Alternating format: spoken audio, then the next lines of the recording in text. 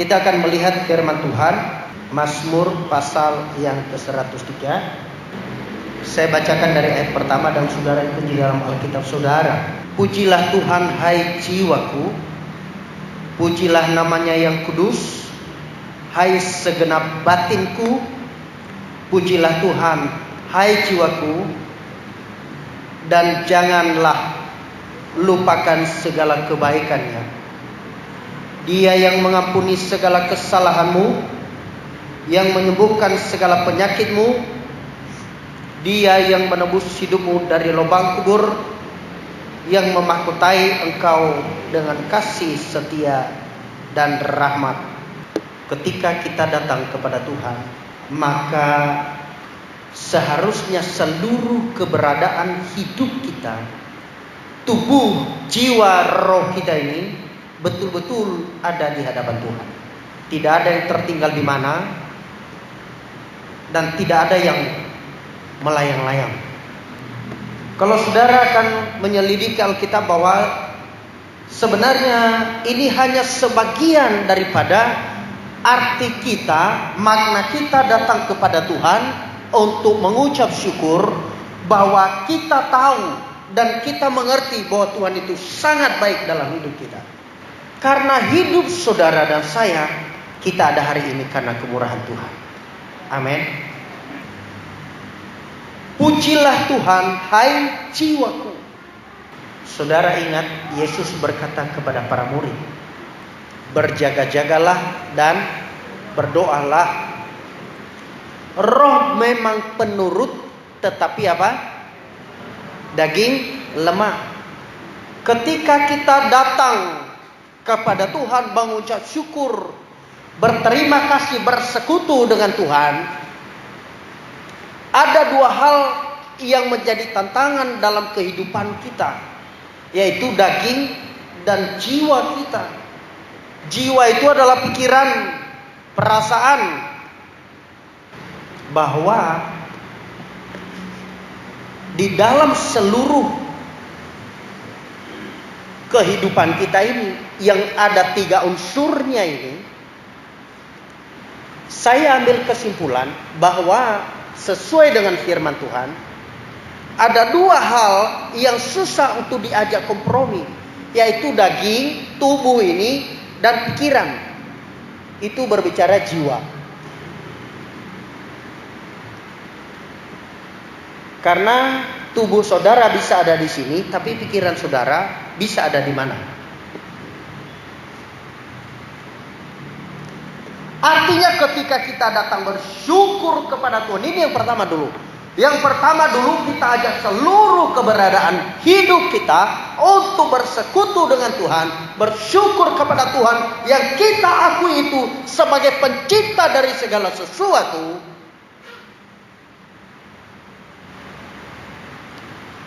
Maka kalau kita sudah bisa memenuhi ini, ketiga unsur daripada hidup manusia, baru kita benar-benar ada di dalam tempat ibadah ini. Ketika kita sudah semuanya segenap hidup kita datang ke Tuhan, kita bertemu dengan Dia, maka mustahil bagi saudara bahwa saudara tidak merasakan apa-apa ketika saudara ada dalam tempat ibadah. Kecuali cuma tubuh yang ada di sini, jiwa yang ada di sini, rohmu ada di sini, tapi pikiran kita kemana? Tapi kalau sudah ketiga-tiganya ini kita bisa ajak untuk bersama-sama segenap hidup kita datang ke Tuhan, saya percaya ketika kita pulang dari tempat ini, kita merasakan hadirat Tuhan, betapa kita bertemu dengan Tuhan selama, walaupun cuma berapa jam kita ada di sini.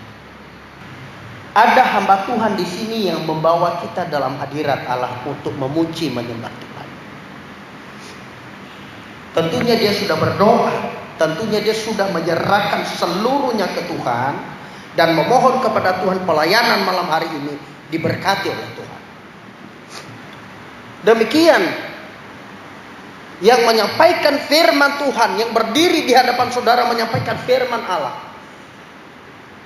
hamba Tuhan yang berdiri di atas ini dengan jemaat yang duduk di bawah itu harus sinkron. Haleluya.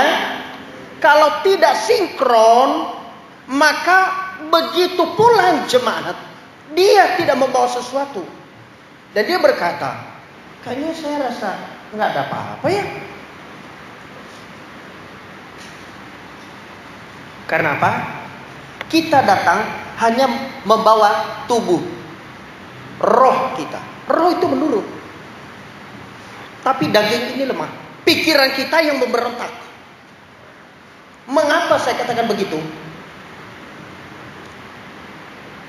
Kebetulan transaksi saudara tadi waktu saudara transfer atau ada orang transfer kepada saudara, belum ada bukti tanda masuk. Dan itu ke bawah pikiran. Ini yang namanya jiwamu melayang dan tidak ada di sini. Itu contoh.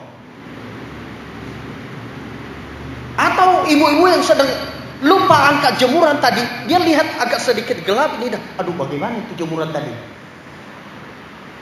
Pikiran berjalan, tidak ada di sini.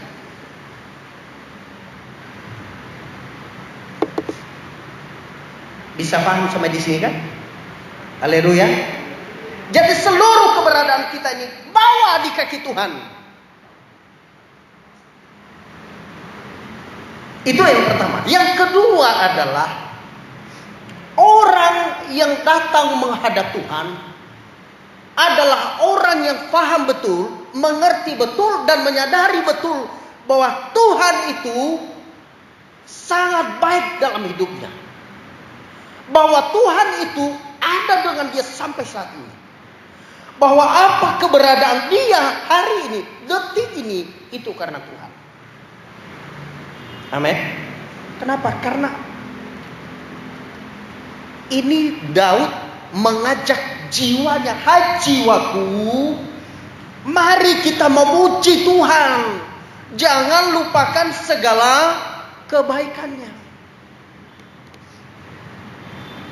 Haleluya. Lupa ini adalah sifat, bahagian sifat dari manusia. Dan itu tergolong di dalam jiwa, pikiran manusia. Haleluya.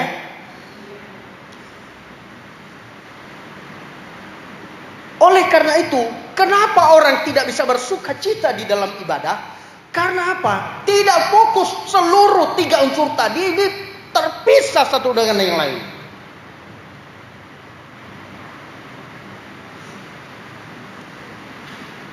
Tapi kalau kita sudah satu dengan keseluruhan hidup kita, baru kita merasakan, oh Tuhan itu ternyata sangat baik. Ternyata Tuhan itu sangat memberkati saya. Amin. Siapa yang mengakui Tuhan itu baik dalam hidupnya sampai saat ini? Siapa yang mengakui Tuhan itu baik dalam hidupmu sampai saat ini? Yang mengaku betul-betul mengakuinya, engkau akan semakin diberkati malam hari.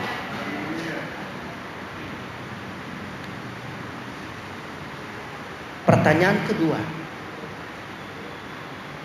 saudara tahu kan Tuhan baik? Kita balik pertanyaannya, apakah saudara baik kepada Tuhan? Nggak usah angkat tangan, nggak usah jawab. Jawab dalam pikiran saja, dalam hati.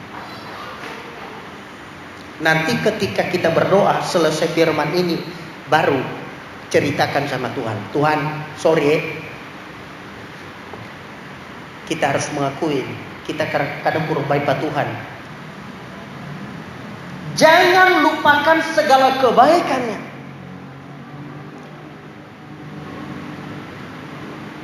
Dia bilang apa di situ? Dia yang mengampuni segala apa? Segala kesalahanmu. Saudara pernah salah nggak? Saudara pernah salah? Kalau saudara tidak pernah salah, berarti saudara salah lama datang di sini. Saudara seharusnya sudah dari surga. Selagi kita hidup di dunia ini, tidak luput dari kelalaian dan kekurangan. Biar sehebat apapun kedekatanmu dengan Tuhan. Saudara lihat contoh dalam Alkitab. Musa kurang dekat apa dia dengan Tuhan? Mujizatnya dia lakukan. Laut Kulsum itu terbelah, men. Ya kan? Tetapi satu kali dia lakukan kesalahan. Karena Israel emosi sekali. Tuhan bilang, bicara aja sama batu itu, nanti akan keluar air. Tapi apa dia buat? Dia ambil itu tongkat, dia pukul itu batu. Keluar, airnya tetap keluar. Karena Tuhan tidak mempermalukan dia di situ. Tapi ada konsekuen dari semua itu. Dia tidak akan masuk tanah Kanaan. Tuhan hanya memperlihatkan kepada dia, lihat itu tanah Kanaan, tanah perjanjian yang saya janjikan. Tapi kau tidak akan masuk di sana. Makanya kalau kita berkata sebagai manusia, belum ada manusia sempurna di dunia. Walaupun ada hamba Tuhan menyerukan, kamu harus sempurna, karena penyampaian suratan Petrus, sebab itu kamu harus sempurna seperti Bapamu sempurna. Seperti Tuhan kita sempurna. Kesempurnaan itu kita mencapainya ketika sudah memenuhi kriteria yang diinginkan oleh Tuhan. Amin. Karena ukuran sempurna itu tidak bisa diukur dengan penglihatan manusia. Amin. Tidak bisa. Saudara rajin, bagus. Saudara ikuti semua kegiatan, bagus juga. Tapi ukuran sempurna itu nggak bisa dinilai oleh pendeta sekalipun, hamba Tuhan sekalipun, nggak bisa. Itu kategorinya, kriterianya hanya Tuhan yang menentukannya. Jadi tujuan kita untuk datang ke Tuhan, yang pertama tadi adalah kita bawa seluruh hidup kita. Tapi di atas itu masih ada. Di atas daripada kita membawa tubuh kita, seluruh jiwa kita tadi, masih ada poin yang paling teratas, yaitu karena kita percaya dengan Tuhan. Amin. Amin. Saya percaya bahwa dalam setiap identitas saudara, KTP saudara, tertera di situ agamanya apa? Itu menunjukkan keyakinan, kepercayaan saudara terhadap siapa. Nah, saya percaya saudara datang ke sini karena saudara masih percaya dengan Tuhan. Amin. Tapi percaya sungguh, bukan hanya sekedar percaya. Karena firman Tuhan pun berkata, jangan lagi manusia, setan pun percaya dengan Tuhan. Saudara, Dia yang mengampuni segala kesalahan.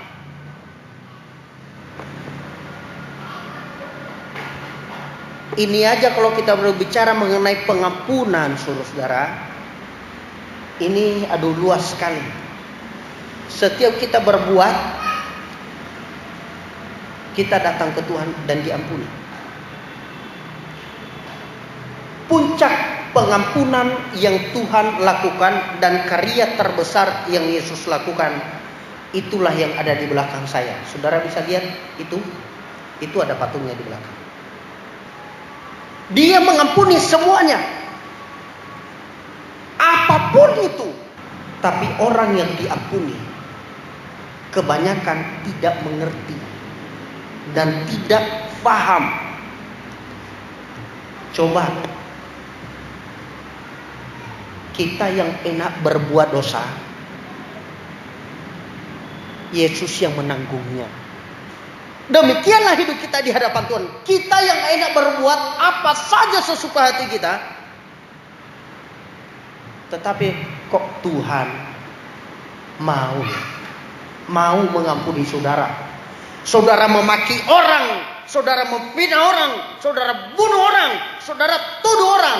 Mungkin membunuh tidak ya?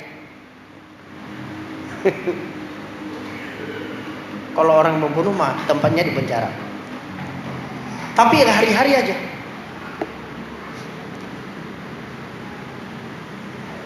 Menghina orang lain.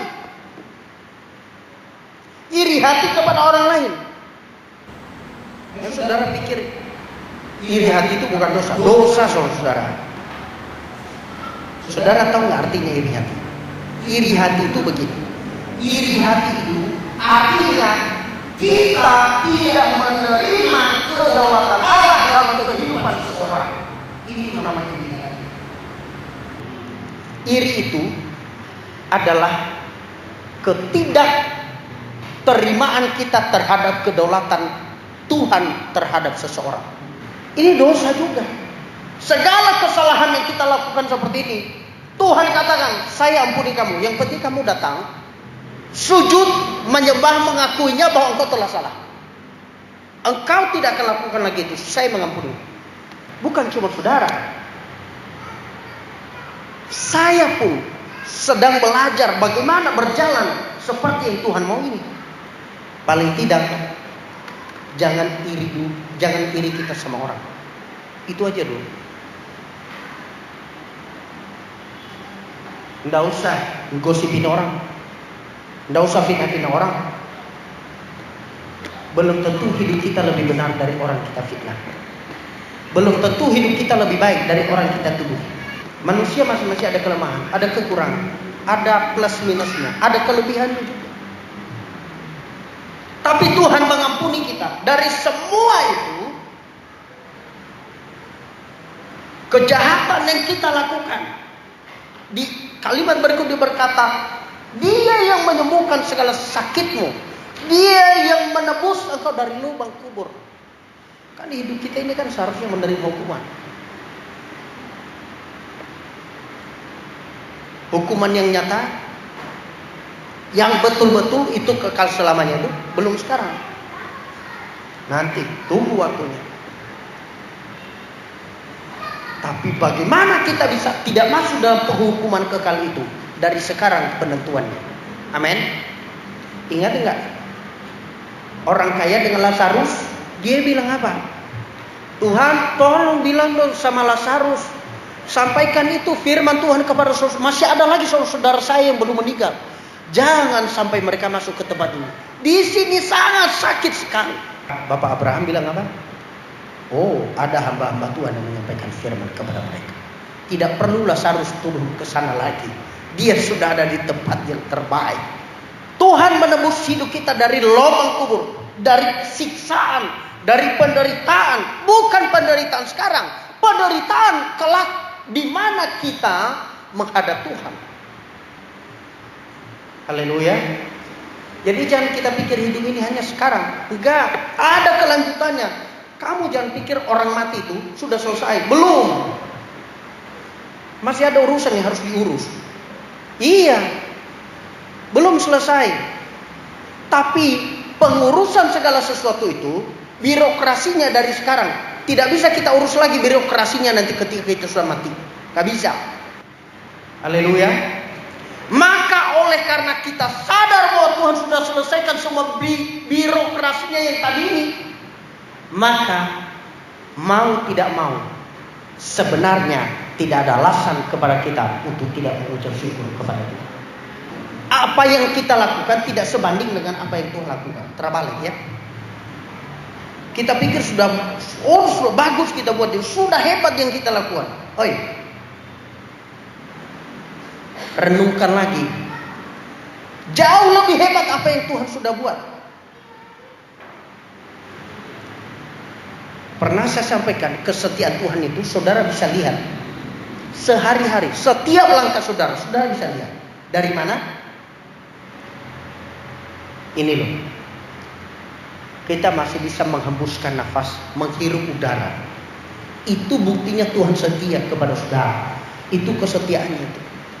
Haleluya. Jadi ketika teman-teman kita, saudara kita, sahabat kita mungkin tidak perhatian terhadap kita ketika kita dalam satu masalah, jangan kecewa. Justru di sana ada Tuhan bersama dengan dirimu. Amin. Jangan lupakan. Kenapa orang sering lupa kebaikan Tuhan? Kenapa orang sering lupa akan kasih Tuhan? Kenapa orang banyak lupa? akan segala karya Tuhan. Karena apa? Karena tantangan hidup, masalah persoalan. Bisa karena kecewa sama orang. Jangan. Saya sering katakan begini. Kalau kamu punya sesuatu dengan orang lain, jangan bawa-bawa ke Tuhan. Tuhan tidak pernah salah. Ibadah ya ibadah aja. Amin. Karena Tuhan akan berpikir begini. Loh, saya salah apa sama kamu? Kamu nggak datang? Ya aku ada ini dengan si dia. Loh, itu kan kamu punya ini dengan dia. Kamu beresin aja nggak apa-apa. Sama saya jangan dong. Ya kan? Jadi artinya Tuhan setiap hari menunggu kita datang ke dia sebenarnya. Kenapa? Tuhan sudah lakukan lebih dulu kepada saudara saya.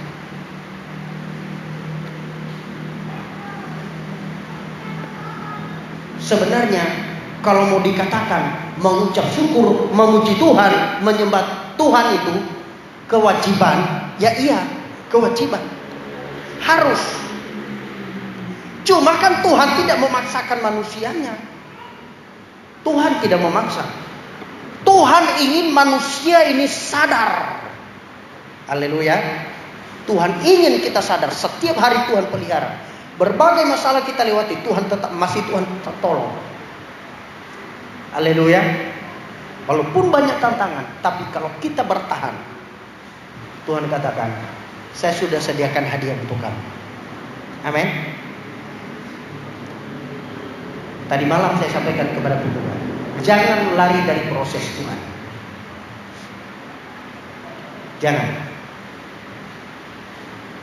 Ketika kita diproses, justru disitulah kita kemahakuasaan Tuhan, kemampuan Tuhan, keagungan Tuhan, keajaiban Tuhan itu akan terjadi dalam hidup kita. Amin. Jadi mari setiap kita datang ke Tuhan seluruhnya, seluruh hidup ini, pastikan kita datang. Tuhan selalu merindukan kita. Saya pikir betapa senangnya Tuhan itu ya, ketika kita semua satu suara, sehati menyembah, memuji, dan Tuhan sangat senang. Makanya firman Tuhan bilang, Tuhan bertata di atas pujian orang percaya. Amin. Pujilah Tuhan hai jiwaku. Di situ dia. Saudara tahu artinya tahta? Saudara mengerti artinya tahta? Tahta itu adalah singgasana, tempat duduk. Tempat duduk kemuliaan seorang raja, itu namanya singgasana. Haleluya. Jadi coba saudara memberikan tempat duduk, kursi. Kursinya kayunya busuk. Coba saudara bayangkan. Jangankan Tuhan duduk di situ, saudara duduk pun saudara akan jatuh. Paham maksud saya kan? Artinya apa? Berikan yang terbaik dari dalam hatimu kepada Tuhan ketika engkau memuji Dia. Amin. Karena apa? Yang kita berikan adalah singgasana. Yang kita berikan adalah tahta untuk Tuhan kita. Bukan berarti Tuhan tidak punya tahta di surga. Tapi Tuhan senang ketika orang-orang percaya ketebusannya datang memuji, menyembahnya. Makanya dia katakan, aku bertahta di atasnya. Kalau pujian kita dari segenap hati dan jiwa kita tadi. Haleluya. Haleluya. Ini ada saudara di mana saudara duduk sekarang. Itu coba kalau kayunya busuk, saudara akan jatuh.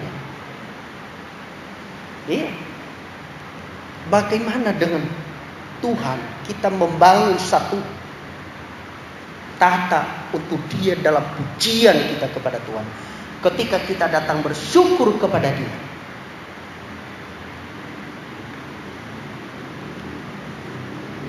Hanya itu yang Tuhan inginkan sebenarnya. Harta kita kan Tuhan nggak inginkan. Orang semuanya dari Dia kok. Iya kan? Yang Tuhan inginkan Cuma itu aja. Datang segenap hati, segenap jiwa, memuji, menyembah Dia. Hanya itu. Mari kita ketika datang ke Tuhan dengan segenap hati, dengan segenap jiwa. Karena apa? Tuhan melakukan segala sesuatu, bukan ecek-ecek. Orang bilang sekarang bukan kaleng-kalengan yang Tuhan kasih kepada saudara. Amin. Tuhan berikan kepada saudara yang murni, yang suci, yang tulus, dan yang spesial. Itulah kasih Tuhan. Haleluya.